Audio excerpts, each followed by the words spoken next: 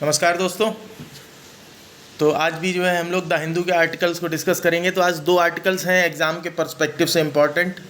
एक आर्टिकल जो है इंडिया यूएसए रिलेशंस, जो प्रधानमंत्री मोदी की विजिट रही है, तो उस प्रधानमंत्री मोदी की विजिट से जो आउटकम निकले हैं, उन आउटकम्स के लिए इंडिया का आगे क्या पर्सपेक्टिव होना चाहिए और क्या आगे की राह होनी चाहिए, ये बताने की कोशिश की है। ऑथर जो है वो इंटेलिजेंस ब्यूरो में फॉर्मर अधिकारी रहे हैं। और दूसरा आर्टिकल जो है वो सऊदी अरब जो पिछले 8 साल से यमन में युद्ध लड़ रहा था हौती विद्रोहियों के साथ, वो अब समाप्त है और शांति वार्ता और एक समझौते तक पहुंचने की कोशिश कर रहे हैं, तो उसको लेकर के लिखा गया है। तो ये दोनों आर्टिकल हम लोग जो है डिस्कस करेंगे। तो चलिए शुरू करते हैं अपने पहले आर्टिकल से। तो पहला आर्टिकल है sobriety after the euphoria. Euphoria means होता है कि जो जन कल्याण की भावना या मानव कल्याण का जो भाव है, या लाभ एक तरह से आप कह सकते हैं कि जो लाभ मिलने वाले हैं। तो sobriety after the euphoria of the US state visit.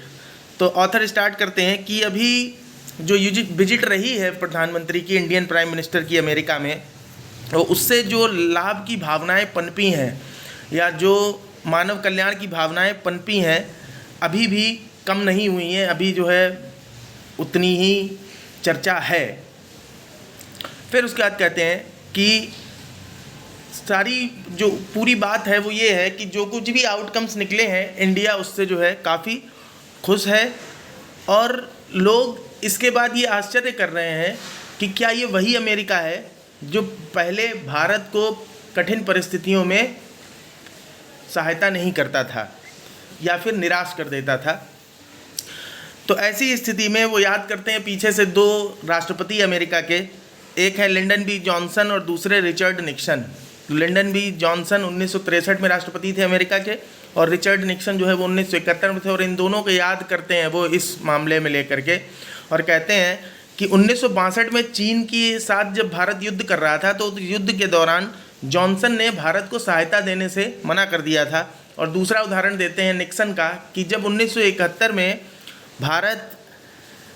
Liberation struggle में सहायता कर रहा था बंगाल के, जिसे आपको पता होगा 1971 में बांग्लादेश बना है, तो उस समय निक्सन ने जो है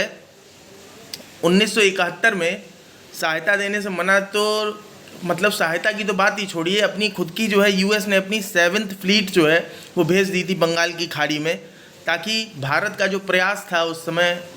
पूर्वी बंगाल को मुक्त कराने का, उस प्रयास को रोका जा सके।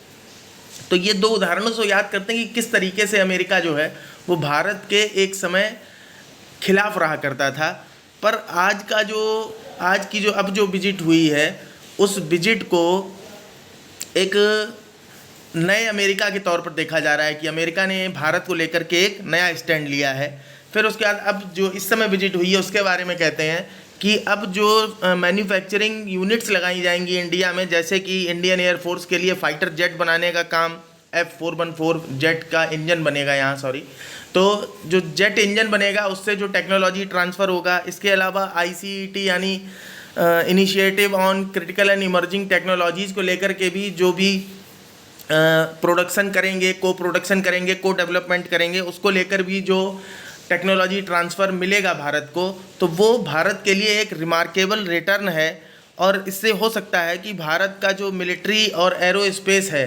तो भारत का मिलिट्री और एरोस्पेस सेक्टर दोनों ही में अभूतपूर्व विकास हो सकता है, जैसा कि पहले कभी नहीं हुआ है। एक बहुत ही अच्छा उछाल मिल सकता है दोनों ही सेक्टर्स को। उसके बाद कहते हैं कि कई लोग जो है इसको ऐसे भी देख सकते हैं कि भारत जो है धीरे धीरे अमेरिका का एलाई होता जा रहा है, या फिर भारत अमेरिका के अलायंस में शामिल होता जा रहा है। जैसे नाटो कंट्रीज के साथ अलायंस है, तो उस तरीके से एज ए अलाई भारत की छवि उभर के आ रही है। लेकिन वहीं दूसरी तरफ हमें ये भी देखना चाहिए कि हमारे स्ट्रेटेजिक टाइज जो हैं वो इस समय एक नए स्तर पर पहुंच गए हैं। और दूसरी तरफ हमें ये भी समझना चाहिए कि अमेरिका केवल भारत को अलायंस बनाने की कोशिश कर रहा है या नहीं कर रहा है, ये एक अलग पहलू है। लेकिन अमेरिका के लिए भारत खुद एक बड़ा बाजार भी है। तो ये ज़रूरी नहीं है कि अमेरिका भारत को अलायंस बनाने के लिए ही इतनी सौहार्दता दिखा रहा हो। तो हो सकता है कि भारत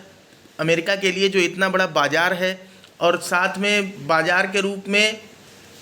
साथ ही साथ जो है जो डिफेंस से रिलेटेड इक्विपमेंट्स हैं, जो state of the art military equipments हैं, मिलिट्री आइटम्स हैं, उनके लिए भी भारत एक बहुत बड़ा बाजार है। तो यहाँ ऑथर कहते हैं कि अभी इसका मतलब ये है कि भारत का अमेरिका के लिए एक एलाई की तरह काम करना ये भी बहुत दूर है। Means miles to go before India is viewed as an alliance partner, कि भारत को अलायंस पार्टनर के तौर पर देखा जाए ये बहुत अभी दूर है। अभी सिर्फ इतना ही समझना चाहिए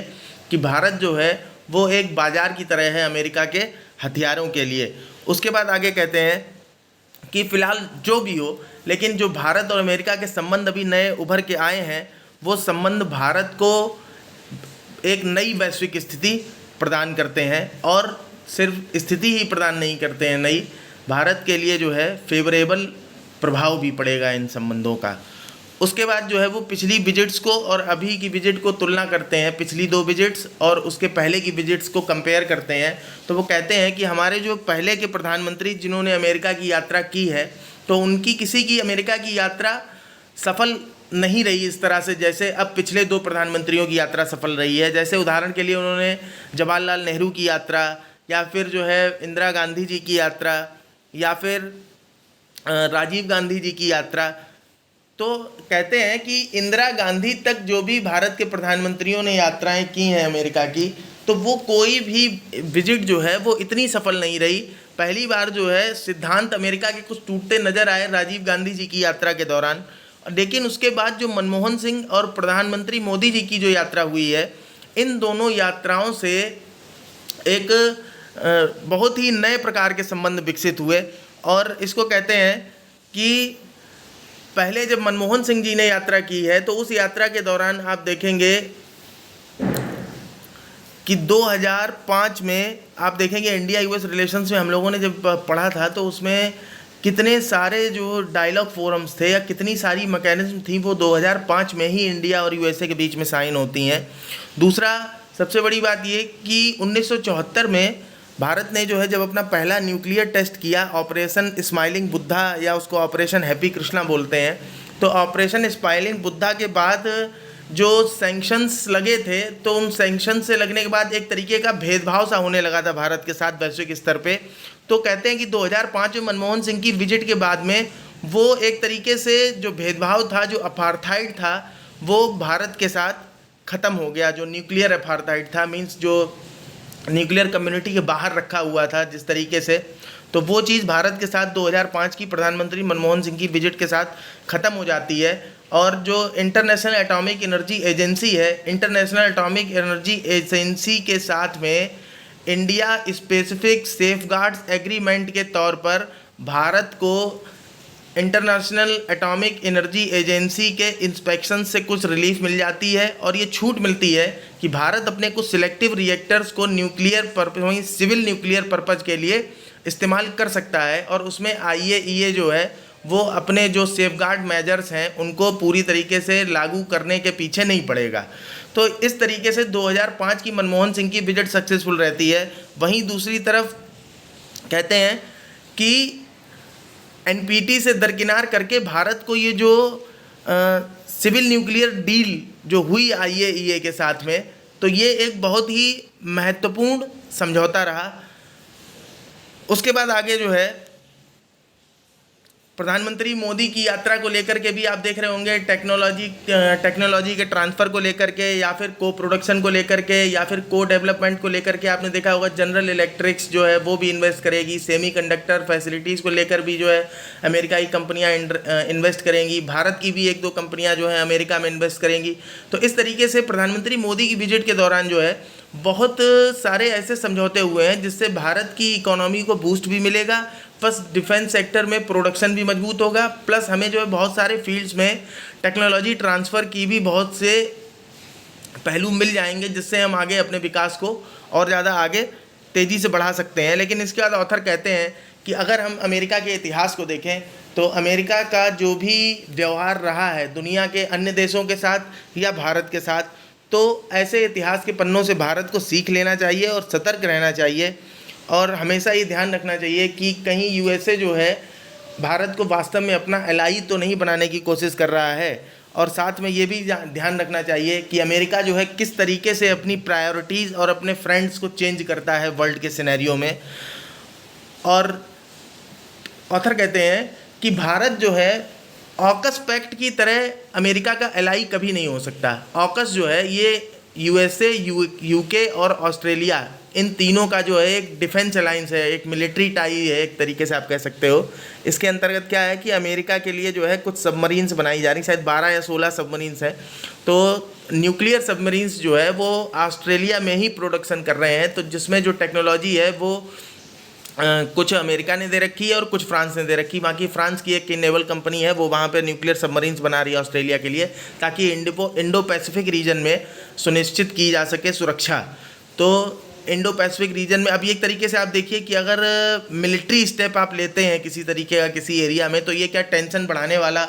तरीका हो गया एक। तो वही ऑथर कह रहे हैं कि भारत जो है ऑकस पैक्ट की तरह अमेरिका के लिए एक एलाई का काम नहीं कर सकता, ऑकस पैक्ट में नहीं रह सकता है। और रही बात दूसरी तरफ कि भारत क्वाड में शामिल है, तो भारत के क्वाड में शामिल होने और ऑकस जैसे पैक्ट में शामिल होने में ज़मीन आसमान का अंतर है, क्योंकि ऑकस और क्वाड दोनों के जो फंडामेंटल प्रिंसिपल्स हैं उन फंडामेंटल प्रिंसिपल्स में बहुत अंतर है। जैसे हमने आपको बोला कि ऑकस जो है वो सीधा सीधा एक मिलिट्री पार्टनरशिप है, जबकि क्वाड जो है वो मिलिट्री पार्टनरशिप नहीं है। अभी जो है बातचीत के स्तर पे, डायलॉग मैकेनिज्म के लेवल पे बातचीत हो रही है, और बातचीत के द्वारा जो है इंडो पैसिफिक रीजन को, उसमें चलने वाली इकोनॉमिक एक्टिविटीज़ हों या रिसर्च या डेवलपमेंट एक्टिविटीज़ हों, उन सारी एक्टिविटीज़ को ठीक तरीके से under the international laws maintain करने की कोशिश की जा रही है। तो क्वाड जहां सिर्फ एक डायलॉग फोरम है, वहां ऑकस जो है वो मिलिट्री पार्टनरशिप है। तो इंडिया जो है वो ऐसी किसी मिलिट्री पार्टनरशिप का हिस्सा नहीं हो सकता। उसके बाद कहते हैं कि खैर जो भी हो, जो भी आउटकम निकले हैं इंडिया और यूएसए रिलेशंस में आफ्टर इंडियन प्राइम मिनिस्टर की विजिट के, तो हमेशा भारत को ये ध्यान रखना चाहिए कि वो अमेरिका के लिए एक सबॉर्डिनेट की तरह अपना रोल नहीं निभाएगा, अगर अमेरिका चाहता भी है तो। और भारत को करना क्या चाहिए, तो भारत को जो है अपना एक ब्रिज पावर का रोल निभाना चाहिए। ब्रिज पावर का मतलब यहाँ ऑथर का ब्रिज पावर से मतलब ये है कि जैसे जो भी कन्फ्लिक्टेड कंट्रीज़ हैं जिनके बीच में आपसी विवाद हैं, जैसे आप देखेंगे इंडो पैसिफिक रीजन में, हमने पहले भी कई आर्टिकल्स में या फिर जो है कुछ टॉपिक्स में डिस्कशन ये किया है कि साउथ चाइना सी और ईस्ट चाइना सी को लेकर के चाइना और इंडो पैसिफिक रीजन में बाकी के जो देश हैं, चाहे जापान हो, फिलीपींस हो, ऑस्ट्रेलिया हो, इस तरीके के जो भी देश हैं, तो इनके बीच में बहुत ही आपसी मतभेद की स्थिति बनी हुई है। तो उस मतभेद की स्थिति में जो तनाव उभरता है, तो ऐसी कन्फ्लिक्टिंग पार्टीज़ के बीच में एक ब्रिज पावर मीन्स एक आप कह सकते हैं कि सुलह कराने वाले व्यक्ति की भूमिका निभानी चाहिए भारत को। और कहते हैं कि केवल इंडो पैसिफिक रीजन में ही, चाहे वो वेस्ट एशिया की बात हो, जैसे आप देख रहे होंगे कि सऊदी और यमन में जो है लगातार 8 सालों से वॉर चल रहा है, या फिर जो है वो कहते हैं कि यूरोप की बात हो, यूरोप में भी अगर ऐसे कोई कन्फ्लिक्टेड कंट्रीज हैं उनके बीच में भी सुलह कराना, मीन्स कुल मिला के भारत को जो है एक पीस मेंटेन करने वाले कंट्री के रूप में उभर के आना चाहिए, जो कि उसकी प्राचीन लीगेसी रही है ऐसी। और इसी के साथ में भारत को जो कुछ भी अभी मौके मिले हैं, तो इन सारे मौक़ों को भुनाते हुए आगे अपनी अर्थव्यवस्था को और अपने वैश्विक स्थिति को और मजबूत बनाना चाहिए। इसके बाद आते हैं हम लोग अपने आज के दूसरे आर्टिकल पर। तो दूसरा आर्टिकल जो है वो हमने आपको बताया कि सऊदी अरब जो है वो युद्ध लड़ रहा है पिछले 8 सालों से यमन के हौथी विद्रोहियों के साथ में। और इस युद्ध की शुरुआत जो है तब होती है जब सऊदी अरब ने जो वहाँ पर गवर्नमेंट थी हौथी लेड, उसको कंट्रोल में, मतलब एक तरीके से आप कह सकते हैं कि जब कब्जा कर लिया उन्होंने यमन की गवर्नमेंट के ऊपर, या फिर जो है यमन को अपने कब्जे में ले लिया, और वहाँ से जो है हौथी विद्रोहियों के साथ लड़ाई शुरू होती है। आप इस चीज़ को समझने के लिए थोड़ा सा ये समझ लीजिए कि वहाँ पे कितने स्टेक होल्डर हैं। तो पहला सऊदी अरब है, दूसरा हौथी विद्रोही जो है उन्हें ईरान से समर्थन प्राप्त है, और इसके अलावा आप देखेंगे सारे सिनेरियो में तो यूनाइटेड अरब अमीराट्स का एक जो है, मतलब जो यूएई है, उसका भी एक संगठन है, एक और काउंसिल बनी हुई है, और वो काउंसिल जो है दक्षिणी यमन को एक अलग देश के रूप में घोषित करना चाहती है। इसके अलावा सऊदी लेड गवर्नमेंट है इस समय यमन में, और इसके अलावा एक संगठन और है जो यमन के कुछ हिस्सों में एक अलग तरह की देश चाहता है। अभी अब आगे जब आर्टिकल डिस्कस करेंगे तो देखिए सारी चीज़ें निकल के आएंगी। तो देखिए शुरुआत होती है यहाँ से कि सऊदी लेड वॉर जो है यमन में 8 साल उसके पूरे हो गए हैं अप्रैल में, और उसके बाद में एक डिप्लोमेटिक डेलीगेशन जो है वो बातचीत करने के लिए हौथी इनेमीज से, जो हौथी विद्रोही हैं उनके साथ बातचीत के लिए सऊदी अरब की तरफ से एक डेलीगेशन भेजा गया, और उसके साथ में कुछ नतीजे निकल के आए। और वो नतीजे निकल के आए कि 1 साल तक जो है सीज़ फायर रहेगा, मींस कोई गोली नहीं चलाएगा इधर से भी या उधर से भी। दूसरा, 6 महीने के लिए जो है युद्ध विराम संधि हुई है, और इस 6 महीने के अंदर अंदर 3 महीने की बातचीत होगी, और 3 महीने की जो बातचीत होगी वो इस पर होगी कि अगले 2 साल में किस तरीके से यमन की तस्वीर जो है उभर के आएगी जबकि युद्ध पूरी तरीके से समाप्त हो जाएगा। मींस आगे जो है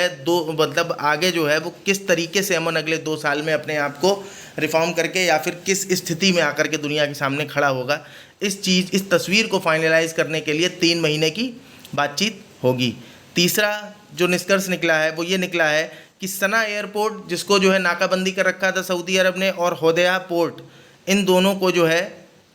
मतलब थोड़ा सा यहाँ पर जो नाकाबंदी है उसको कम किया जाएगा। और ये देखिए नाकाबंदी जो है ये हौथी विद्रोहियों ने कर रखी थी, इसको खोल पाना जो है बड़ा मुश्किल रहा उनके लिए। तो इसके अलावा जो सऊदी अरब है या फिर जो यमन है, तो वो जो सैनिक रहे हैं उनको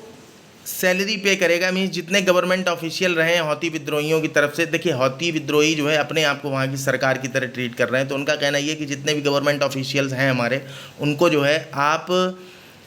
यमन का जो तेल का रेवेन्यू है, ऑयल का रेवेन्यू है, उस ऑयल के रेवेन्यू से हमें जो है सैलरी पेमेंट करिए सारे हमारे जो गवर्नमेंट ऑफिशियल्स हैं उनकी। और प्लस आपने हमारे जो कैदी रख रखे हैं, जिन्हें कैदी बना लिया है, उनको जो है आप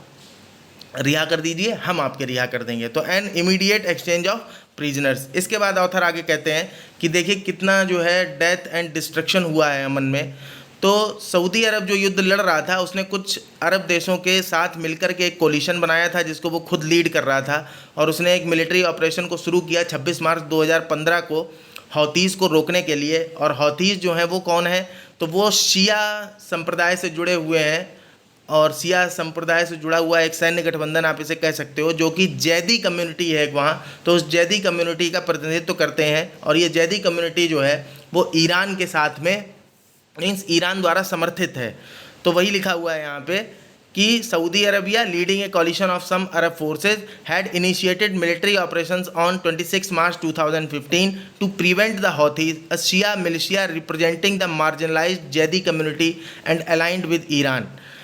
from taking control of Yemen. जब सऊदी अरब ने जो है इस कोलिशन के साथ मिलकर के यमन का कंट्रोल अपने हाथ में लिया, चूँकि यमन जो है वो 1400 किलोमीटर का बॉर्डर शेयर करता है। और उसके बाद आगे कहते हैं कि युद्ध जो है जब गतिरोध की स्थिति में आया, तो गतिरोध की स्थिति में कब आया, जब हौथीज विद्रोह जो हैं, जो हौथी विद्रोही हैं, उन्होंने राजधानी सना और जो वहाँ का प्रिंसिपल पोर्ट है होदेहा, दोनों पे नाकाबंदी अंत में कर दी, तब जाकर के युद्ध में गतिरोध की स्थिति आई, वरना सऊदी अरब पिछले 8 साल से लगातार लड़ ही रहा था। फिर कहते हैं कि जो कोलिशन है उसने यहाँ तक कि एक तरह से जितना भी सी हो या फिर स्काई हो या फिर जो है दक्षिण यमन का पूरा हिस्सा जो है उसको पूरी तरीके से नियंत्रण में ले लिया, तो तब जाकर के युद्ध जो है वो गतिरोध की स्थिति में आया है। मतलब कहने का ये है कि हौथी विद्रोहियों ने पूरी तरीके से जब कब्जा कर लिया दक्षिण यमन में, और जो ब्लॉक ये सना हो गया राजधानी को कब्जे में ले लिया और होदेया पोर्ट को कब्जे में ले लिया, तब जाकर के जो है सऊदी अरब अब बातचीत करने के लिए, जो सऊदी अरब लेड कोलिशन है वो बातचीत करने के लिए तैयार हुआ।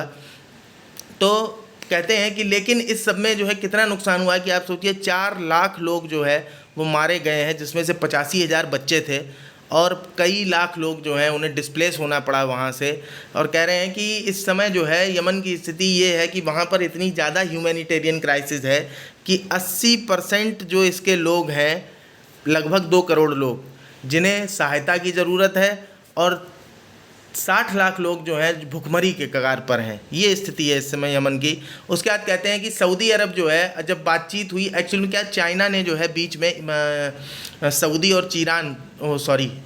और ईरान दोनों के बीच में चाइना ने जो है ब्रोकरेज के through means as a mediator भूमिका निभाई और दोनों को बातचीत के लिए एक मंच पर लेकर आए, क्योंकि हौथियों को ईरान सरकार समर्थन कर रही और हौथीज़ को जो है हथियार वगैरह देने का काम ईरान की ही सरकार कर रही थी। तो इसलिए ईरान और सऊदी के बीच में चाइना की हेल्प से, चाइना के मीडिएशन से जो बातचीत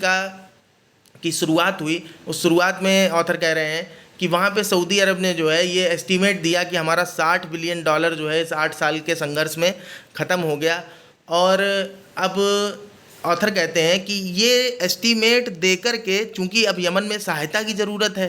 तो यमन में सहायता न देने का एक तरीके से एक बहाना सा बना रहा है सऊदी अरब कि $60 बिलियन का जो है हमारा इतना 8 साल में खर्च हो गया है, तो मेरी आर्थिक स्थिति जो है काफ़ी कमज़ोर, या फिर मतलब कि हम इस समय सहायता करने की स्थिति में नहीं है, तो इस तरीके से अपना मुंह छुपाना चाह रहा है। फिर कहते हैं ये मौका उसे वही मिला जब बातचीत फैसिलिटेट करवाई गई चाइना के द्वारा दोनों देशों के बीच में। और कहते हैं कि इसमें ईरान जो है इस बात पर राज़ी हो गया कि ठीक है, अब हम हौतीज़ को मिलिट्री सप्लाईज नहीं देंगे। और इस 8 साल के संघर्ष के बाद जो अचीव हुआ है, तो वो देखिए कितनी चीज़ें, बस हम लोग ऊपर भी डिस्कस कर चुके हैं कि exchange of prisoners, easing of blockade on Sanaa and Hodeidah, humanitarian aid has come in, मतलब कुछ सहायता जो है वहाँ पहुँचने लगी, अभी तक तो सहायता भी नहीं पहुँच रही थी ब्लॉकेड की वजह से। और इसके अलावा जो यमन के जो तीर्थयात्री हैं जिन्हें हज यात्रा पे जाना था, तो उन्हें जो है मक्का ले जाया गया है हज यात्रा के लिए, जिसमें कुछ हौती लीडर भी शामिल हैं। उसके बाद कहते हैं कि ये शांति वार्ता जो शुरू हुई तो है 8 साल बाद, लेकिन इसमें जो है बहुत सारे चैलेंजेस आएंगे। तो वो देखिए चैलेंजेस क्यों आएंगे, चैलेंजेस इसीलिए आएंगे क्योंकि स्टेक होल्डर बहुत सारे हैं, जिसमें से कुछ वार्ता में शामिल हैं और कुछ वार्ता में शामिल नहीं भी हैं। लेकिन शामिल नहीं है इसका मतलब ये नहीं है कि वो इफ़ेक्ट नहीं करेंगे चीज़ों को, वो इफ़ेक्ट करेंगे। इवन हो सकता है कि फर्दर उन्हें भी जो है वार्ता में शामिल करना पड़े, नहीं तो जो है वार्ता कंक्लूसिव तरीके से निपट ही ना पाए। तो अभी लेकिन जो स्टेक होल्डर शामिल हैं, जैसे हौथी विद्रोही हो गए, ईरान हो गया और सऊदी हो गया, और सऊदी लेड जो यमन की गवर्नमेंट है वो हो गई, ये 4 लोग तो एटलीस्ट कम से कम जो है ऑन द राउंड टेबल हैं ही। तो इनके बीच में जो क्या कॉम्प्लिकेशंस उभर के आने वाले हैं सारी बातचीत के दौरान, तो कहते हैं कि जो यमन के ऑयल रिवेन्यू से पिछले कई सालों की सैलरी मांग रहे हैं हौथी विद्रोही कि हमारे गवर्नमेंट ऑफिशियल को जो है आप यमन के ऑयल रिवेन्यू से सैलरी दीजिए। तो पहला जो अवरोध बनेगा वो तो यही बनेगा कि कैसे ये पॉसिबल हो पाएगा। दूसरा कहते हैं कि सऊदी जो है अपने दुश्मनों को, जो अभी इतने 8 साल युद्ध लड़ा, अब इनको फंडिंग कैसे दे, तो फंडिंग देने में भी सऊदी को हिचक लगेगी। तीसरा कहते हैं कि हौती जो है वो कंपनसेशन मांग रहे हैं, जो युद्ध में उनकी क्षति हुई है उसका भी, आप देखिए सैलरी भी मांग रहे हैं और वॉर डैमेज का भी कंपनसेशन मांग रहे हैं, तो ये भी एक अवरोध का काम करेगा। चौथा कहते हैं कि वहीं दूसरी तरफ सऊदी जो है वो क्या है कि रिकंस्ट्रक्शन जो होगा उसमें तो हेल्प करने को तैयार है, लेकिन जो कंपनसेशन की बात हो रही है उस कंपनसेशन देने पर राजी नहीं होना चाह रहा है। दूसरा, हौथीज जो हैं वो जो सऊदी लेड गवर्नमेंट है, PLC जिसको बोल रहे हैं, Saudi supported presidential leadership council, तो हौदी इसके साथ इंगेज होने में संकोच कर, मीन्स वो इसके साथ इंगेज नहीं होना चाहते। उन्हें लग रहा है कि सऊदी लेड है, सऊदी की बनाई हुई है, तो हम इसके साथ क्यों इंगेज हो, उन्हें मतलब वो सेफ़ नहीं फील कर रहे हैं इस चीज़ में। तो वो जो है डायरेक्ट नेगोशिएशन करना चाह रहे हैं सऊदी के साथ, मतलब सऊदी के साथ में डायरेक्ट नेगोशिएशन करना चाह रहे हैं, वो PLC के साथ फर्दर आगे कोई नेगोशिएशन वगैरह नहीं करना चाह रहे हैं। फिर उसके बाद देखिए अगला पॉइंट ये कहता है कि चूंकि हौथियों ने युद्ध जीता है और सऊदी जो है वो देश छोड़ के भागने के लिए डेस्परेट है इस समय कि किसी तरीके से हम यहाँ से चले जाएं, तो इस तरीके से हौथीज जो हैं वो upper hand in negotiations, means उनकी स्थिति जो है बातचीत में मजबूत है, ज़्यादा बेहतर है। और उन्हें ये लगता है कि सऊदी के जाने के बाद में, जब सऊदी चला जाएगा, तो PLC जो है, जो सऊदी लेड एक तरीके से गवर्नमेंट टाइप की बनी हुई एक काउंसिल बनी हुई है, वो PLC अपनी स्टैंडिंग और क्रेडिबिलिटी दोनों ही खो देगी नॉर्दर्न एरियाज़ में, और वापस फिर से जो है हौती उत्तरी क्षेत्र को भी कब्जे में कर लेंगे। तो एक तो देखिए PLC के साथ इंगेज करना नहीं चाह रहे, और PLC जब सऊदी, अभी चूंकि सऊदी सपोर्टेड है, तो सऊदी जब छोड़ देगा देश को तो अपने आप PLC जो कमज़ोर हो जाएगी। जैसे आपने अफ़गानिस्तान में देखा होगा, अमेरिका जब तक जो है बना रहा तब तक तो वहाँ डेमोक्रेटिक गवर्नमेंट चलती रही, लेकिन उसके जैसे ही हटा तो शायद 20 दिन भी नहीं लगे और 20 दिन के अंदर अंदर तालिबान ने जो है पूरे अफगानिस्तान पर कब्जा कर लिया और तालिबान लेड गवर्नमेंट वहाँ स्टार्ट हो गई। तो वही कंडीशन कहीं जो है हौथी विद्रोहियों के द्वारा यमन में हो ना की जाए, एक तो ये समस्या है। फिर अगले पॉइंट में राइटर कहते हैं कि बात सिर्फ यहीं ख़त्म नहीं होती। यूएई की जो एक समर्थित काउंसिल है सदर्न ट्रांजिशन काउंसिल, ये सदर्न ट्रांजिशन काउंसिल जो है दक्षिण यमन को एक अलग कम्युनिस्ट देश के तौर पे ही बनाना चाहती है। और जैसा कि 1967 से लेकर के 1990 तक ये था पहले, तो वैसा ही इसे वापस से फिर से एक कम्युनिस्ट देश बनाना चाहती है। यहाँ तक कि वहाँ तो जो है वो उनके यूएई के जो एकेडमिक वगैरह हैं तो वो तरह तरह के नाम भी सोच रहे हैं कि जो कंट्री इंडिपेंडेंट स्टेट बनेगा इसका हम नाम क्या रखेंगे, अरब सदर्न स्टेट रखेंगे या अरब हद्रमौत स्टेट रखेंगे। फिर उसके बाद अगले पॉइंट में ऑथर कहते हैं कि यूएई की स्थिति आप देखिए कि ये सदर्न ट्रांजिशन काउंसिल जो एसटीसी है, हम लोग इसको शॉर्टकट में ही बोलेंगे, जो सऊदी लेड गवर्नमेंट या काउंसिल है उसको पीएलसी बोलेंगे और ये यूएई की जो काउंसिल है उसको एसटीसी बोलेंगे। तो कह रहे हैं कि यूएई की स्थिति मींस एसटीसी की ओरिजिनल पोजीशन समझने के लिए आप ये समझ लीजिए कि एसटीसी को सपोर्ट है यूएई का, और यूएई जो है उसके कंट्रोल में साउथ यमन के पोर्ट्स हैं, इरिट्रिया के पोर्ट्स हैं, सोमालीलैंड के पोर्ट्स हैं, इवन यहाँ तक कि जो गल्फ ऑफ अदन में सोकोत्रा आइलैंड है वो सोकोत्रा आइलैंड भी यूएई के कंट्रोल में है। और साथ ही साथ में बाबल मंडेब के मुहाने पर एक आइलैंड है पेरिम आइलैंड, तो वो पेरिम आइलैंड भी जो है वो यूएई के कंट्रोल में है। यहाँ ये बताने की कोशिश कर रहे हैं कि सदर्न रीजन में यमन के दक्षिणी हिस्से में या दक्षिण आसपास दक्षिण के हिस्से से लगा जो हिंद महासागर का हिस्सा है, उस हिंद महासागर के हिस्से में यूएई का कंट्रोल कैसा है। तो आप देखेंगे कि दक्षिणी हिस्से में चाहे सोमालीलैंड हो, पेरिम आइलैंड हो, सोकोत्रा आइलैंड हो गल्फ ऑफ अदन में, या बाबल मंडेब में पेरिम आइलैंड हो, या फिर जो है सदर्न यमन के पोर्ट्स की बात हो, या इरिट्रिया की बात हो, इरिट्रिया जो है ये अफ्रीका का एक देश है, या सोमालीलैंड की बात हो ये भी अफ्रीका का देश है। तो इन सब में जो है मीन्स एक तरीके से दक्षिण यमन के चारों तरफ आप मैप देखेंगे तो दक्षिण यमन के चारों तरफ यूएई का कंट्रोल है। तो इससे आप समझिए कि एसटीसी जो है उसकी स्थिति कितनी मजबूत होगी, जो कि ये चाहती है कि दक्षिण यमन को एक इंडिपेंडेंट कम्युनिस्ट स्टेट के रूप में कन्वर्ट कर दे।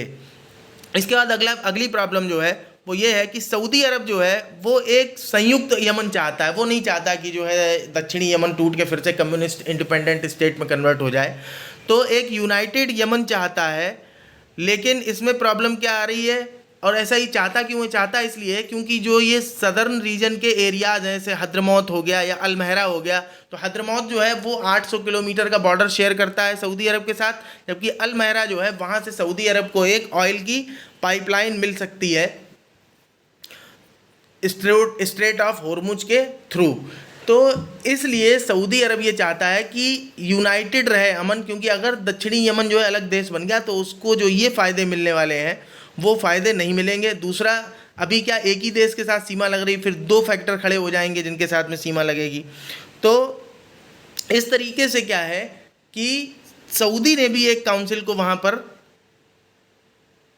सपोर्ट कर रखा है जिसका नाम है एचएनसी है, ये हद्रमौत नेशनल काउंसिल। अब आप देखिए कितने स्टेक होल्डर निकल के आए कि सऊदी अरब हो गए, सऊदी अरब के बाद में यमन लेड जो पीएलसी है वो हो गई, उसके बाद ईरान हो गया, हौती विद्रोह हो गए, यूएई हो गए, यूएई सपोर्टेड जो है ये एसटीसी हो गई, और उसके बाद में इसके अलावा एक काउंसिल जो दक्षिणी यमन अलग ना होने पाए सऊदी ने और जो है उसको सपोर्ट कर रखा है एचएनसी हो गई, हद्रमौत नेशनल काउंसिल। तो जो कि जो है इंडिपेंडेंस एजेंडा जो है यूएई के समर्थित एसटीसी काउंसिल का उसको रिजेक्ट करता है। इसके बाद आगे कहते हैं ऑथर कि चूँकि सऊदी अरब जो है यमन को छोड़ के जाने के लिए इस समय बहुत परेशान है, तो हो सकता है कि नॉर्थ साउथ डिवीज़न को एक्सेप्ट कर ले, लेकिन फिर भी यूएई की दखलंदाजी को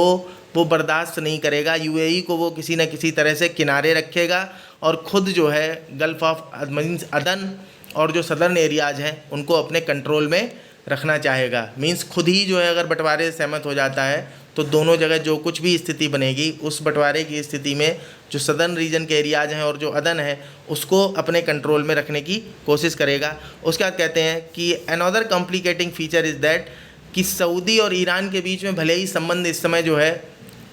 अच्छे स्तर पे आ गए हों या बातचीत हो रही है, खुशमिजाज संबंध बने हुए हैं, लेकिन ईरान फिर भी ऐसा नहीं है कि हौती विद्रोहियों के साथ में अपने संबंध को एकदम से ख़त्म कर देगा।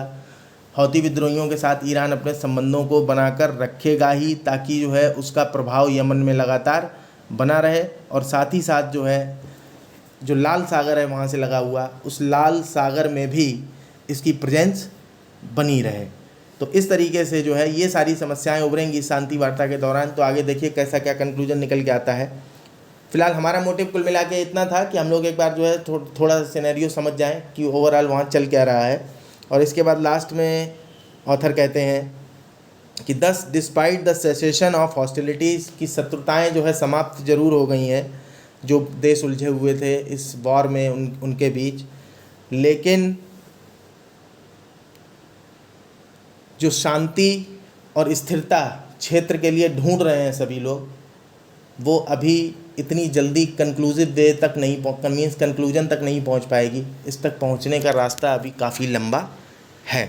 तो इसी के साथ आज के हमारे एडिटोरियल समाप्त होते हैं। इसके बाद जो है एक आर्टिकल यूसीसी को लेकर के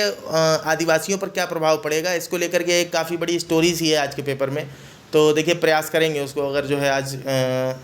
कंप्लीट कर पाए तो फिर जो है उसको भी आप लोगों को वीडियो के तौर पर डाल देंगे। उसमें बहुत सारे अच्छे अच्छे एग्जाम्पल्स हैं जिन्हें आप मेंस के आंसर राइटिंग वगैरह में यूज कर सकते हो। चलिए ठीक है, धन्यवाद।